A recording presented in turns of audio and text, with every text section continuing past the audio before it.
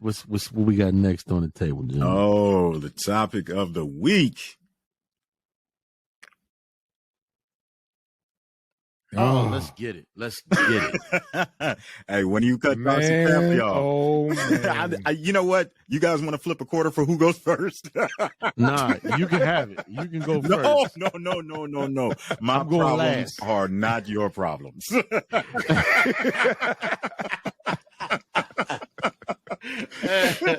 Okay, well, you lead it off. Start it off. Jump it off, baby. Man, now I've done this, and I've probably done it prematurely to way too many family members. You know, looking back on it now, man, we stopped talking over some dumb shit, some real dumb shit. Okay.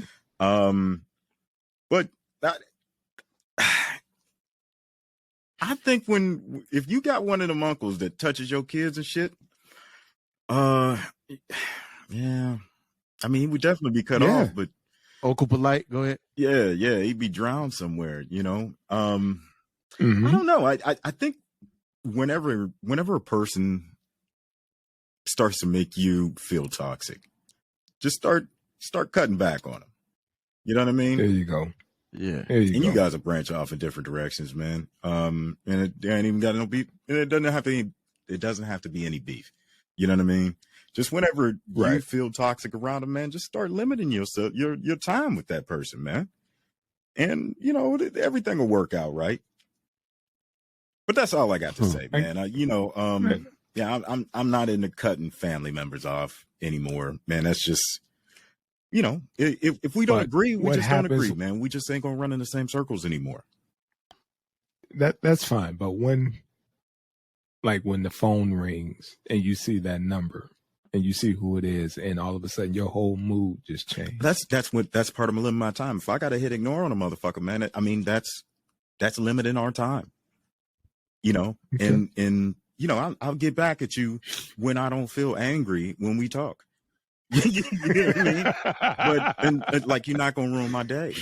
You know, like I can't let you ruin my day, man, because there's only so much fucking time, and you're gonna walk around pissed off because you picked up the phone. Man, there's choices in life, man. Sometimes you make the wrong ones for answering the fucking phone. You know, limit your time with some toxic folks. Answering the door, all that stuff. Like you said, man, but you can't outrun. You know, you could pick your friends, you could pick your nose, but you can't pick your damn family. You can pick how much time you spend with them. Get what you get. They'll figure it out. Facts. If they need something from you and you don't answer the phone, they'll figure it out. They'll call somebody else. You know, there are other people. Because some people just feel because we're family, it's your obligation to take on their bullshit because you're family. And I'm teaching people to be resourceful, you know, with their contacts, because sometimes I'm not going to fuck with you, you know, and stop being so fucking toxic. But how does that conversation go? Sometimes it doesn't. Like I said, because you can't shame the shameless. Yeah. So, I mean, nobody's going to change at our age. You know what I mean? Nobody's going to have that aha moment. It's just going to be, you know, you're fucked up until, you know, we're not going to agree on a lot of shit if you have no growth. You know what I mean? Like, yeah. You know, but certain people just want to be around you, even though you have nothing in common. You just limit your time. I mean, absolutely nothing. I mean, it's like if we wasn't related, I wouldn't want to know you. There are people out there that don't talk to their siblings like after 18. You know, you know what I mean? Like, yeah. And there's there's legitimate beef. You know what I mean? But you cannot talk to your fucking sibling in 20-something years without nothing going on. Like, I got cousins that I just don't. We've never fallen out, you know, but we have not talked in like 10 years, and there's no beef. It's just we ain't on the same shit no more, you know. Right. I don't get like, oh, I'm coming to Vegas. Okay, we didn't hang out in Ohio. Why am I getting a heads up when you in Vegas? Shit, I mean, and again, how'd you get my number? Black Ops. You see what I'm saying? It's like, dude, if we didn't hang out then, we're not going to hang out now. You know, it's no disrespect. I'm just saying it's just not there. Yeah. You know, everybody we move different. Hey, man, you know, just tell them you're busy. And if it's you being busy on your couch by your goddamn self, then that's being busy. Like you're taking time out for yourself, man. I really don't have time to deal with that toxic shit. You know, I'll hit you up when I feel like hitting you up. You hit me up when you felt like hitting me up. So, you know, like indeed, it can go both ways. And when it's going my way, I'll do that. But for right now, until, you know, the end of fucking time as I see it right now, we not fucking with each other no more. You know what I mean? Like, we're just not gonna. We've done this, you know, and we're not gonna run in the same circles. Yeah. Not unless I go back to doing ridiculous dumb shit. Right? Yeah, and I'm not. You know, I'm not going back to that dumb shit. I'll do some new dumb shit, but we're not going backwards. But not that shit. We're not going. Hey, real quick, gentlemen, real quick. What's up? Because I'm going to give my 2 cents real quick. I got to say, big motherfucking shout out to Kalani Spiller, one of the best motherfucking comedians, hands down. She's watching. I'm super surprised. I just jumped in there to see who was on there. We come up through the Texas scene. She actually did some work with Kevin Hart. She was out there. Motherfucker's hilarious. We got to get her on. Fucking hilarious. So if I can talk to her, she get on. She do skits, all of that shit. Hilarious. Okay. So yeah, shout out Kalani. I see you in there, baby. So we gonna do the damn thing. Hey, tell her download the app, man. We'll send her a link. She got hop in. Okay, for sure.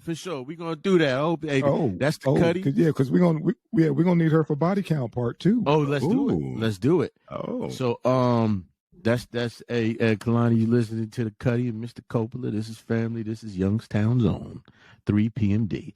So listen, this is what I think. I think it depends on the level of toxicity, because for me, I'm known to cut a motherfucker off. And speak on it. Listen, you dig? Check this shit out, man.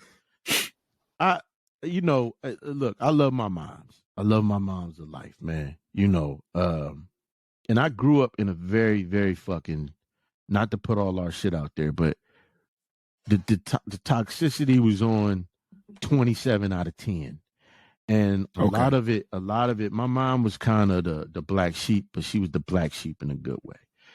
Went to school, college educated, very protective of her children. She did right with her life.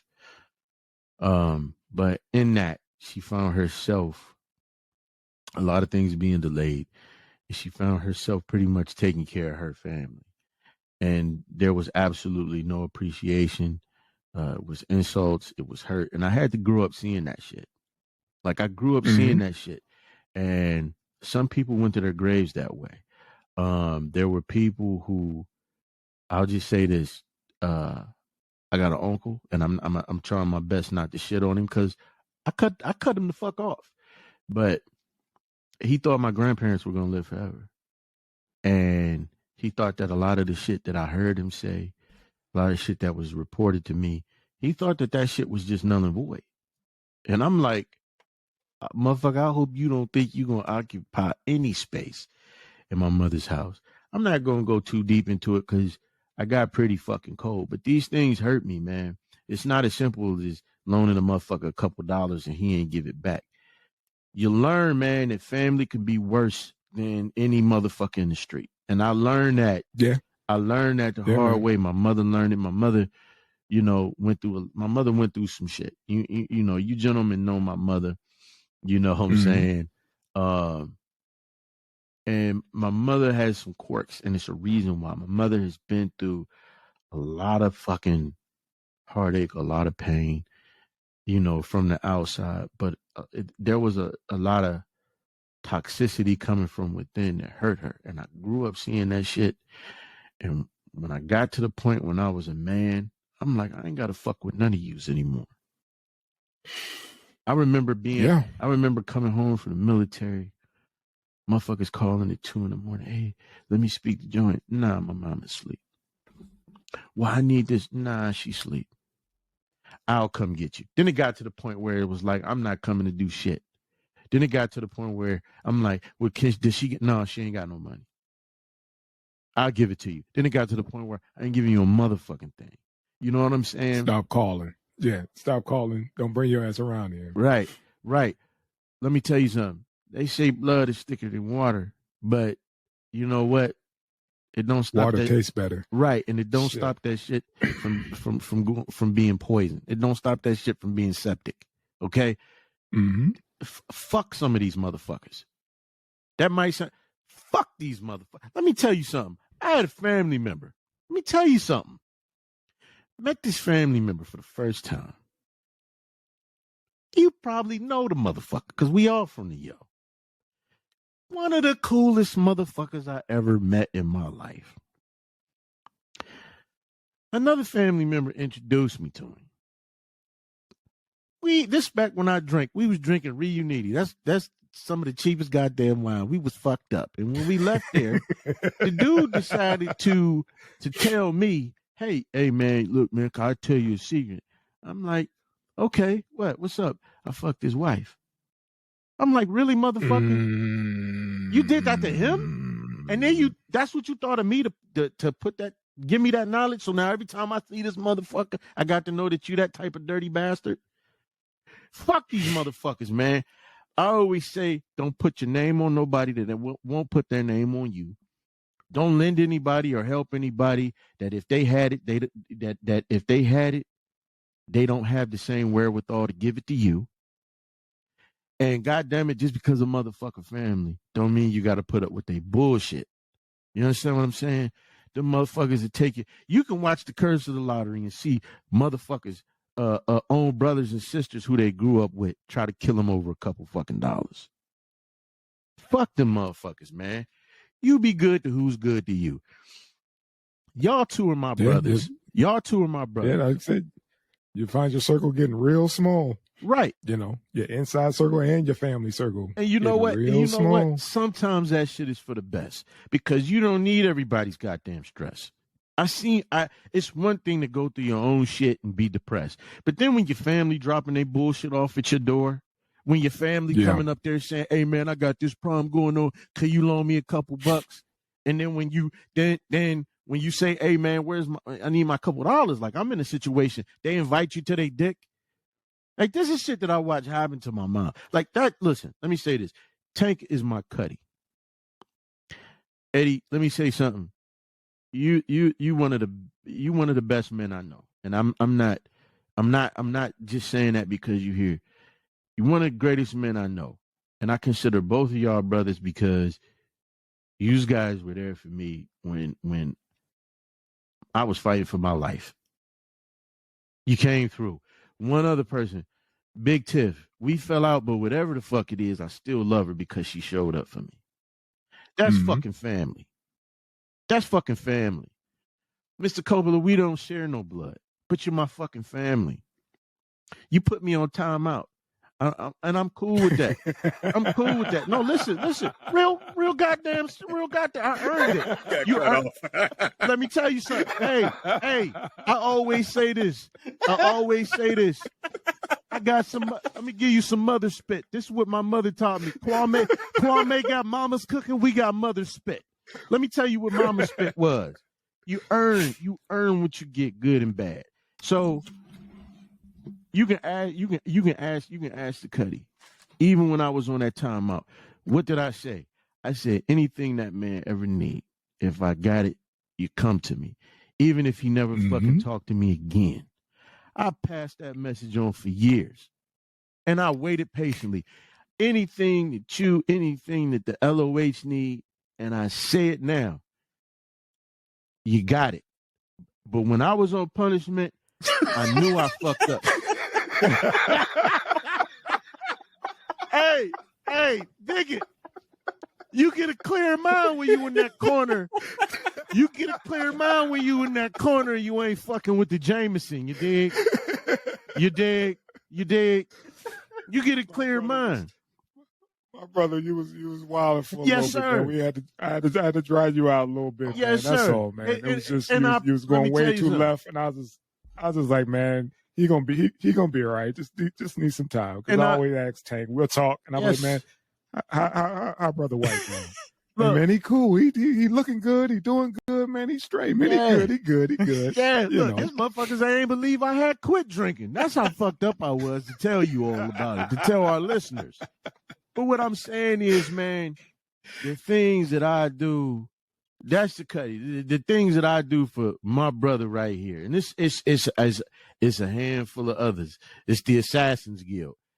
But the things I do for you, it's motherfuckers that I grew up with.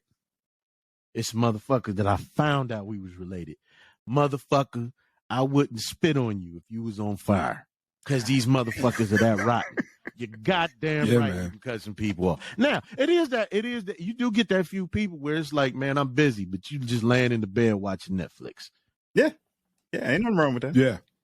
Let me tell you something. Yeah. My wife's people, that's a healthy family. Some of the best motherfucking people you'll ever meet. But goddamn it, let me tell you something.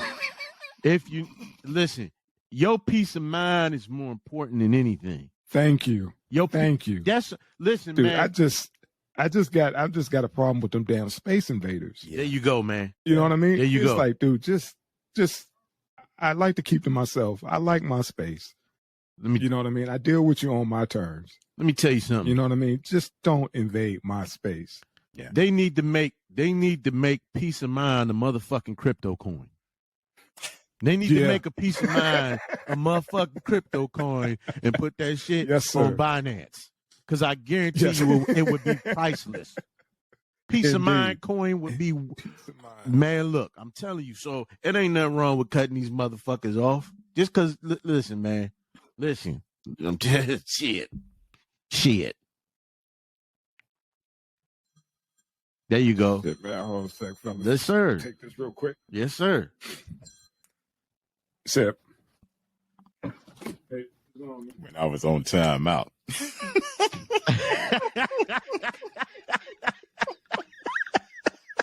That shit was going on for years, man. Had to cut a motherfucker off in a heartbeat. Hey, what I tell you when we first started this podcast, like, hey, man, we need to be on time. Right. I don't want Ed to stop talking to me. Right. And fuck around.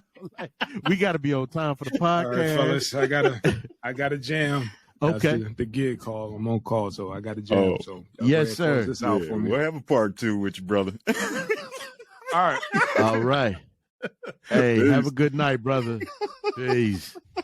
Yeah, man. We can finish it for a few more minutes, man. But yeah, that motherfucker cut somebody off in a heartbeat. In a heartbeat. I can't wait to hear what the hell he say. He king of cutoff, man. Yeah, he is. That's why I'm shocked. That's why I'm shocked he didn't. He was being nice with the question. I came back year after year. We cool? Nope. All right. We only had like 15 minutes left. Like, he ain't gonna have enough time. This motherfucker gonna cut people off forever. Listen. Listen. Next week we're gonna do the body count too, and we might have to do when to cut family off too. Just because he don't fuck around. Remember, I used to be like, hey man, is he cool? Nah, this ain't the right time. I heard this. I was writing this dude the same letter that what's his name was writing the Pony Boy, man. Stay gold like green, Mr. Coppola. Shit. Like the fucking outsiders. Until Mr. Coppola that I said that if he need anything, he still got it. Stay gold like green. Stay gold. Stevie Wonder in the background singing this shit. Oh, my God. Yeah, Ed be like, man, yeah, he check in on you like, hey, man, blah, blah, blah. Yeah. I had to tell him everything because I knew he wasn't going to call. That motherfucker started drinking again. That was always a question. Like, he's still good. Like, yeah, man, he's still good. Uh-huh. I think the only reason this motherfucking podcast got started is because he want to look into my eyes. Is he drunk? See if he drunk this week. Oh, nah. Probiotic soda. He should have been drinking that back in 2006. Hey, man. So, hey, I'm just happy that I wasn't cut off, man, permanently. Man, come on now. Come on, man. There's too much love out there. You know, Ed just had to follow his own rules for a second. It's like, yeah, we'll put him in timeout. You know, but there's no, you know, it's not 6 months. It's not a year. Yeah. It's life with parole. It's life with the possibility of parole. That's how you cut a motherfucker off. Right. You got to quit drinking. You got to go to AA, get a job. Oh, I can't wait to hear it, man. Yeah. I'm sure you got a checklist for redemption.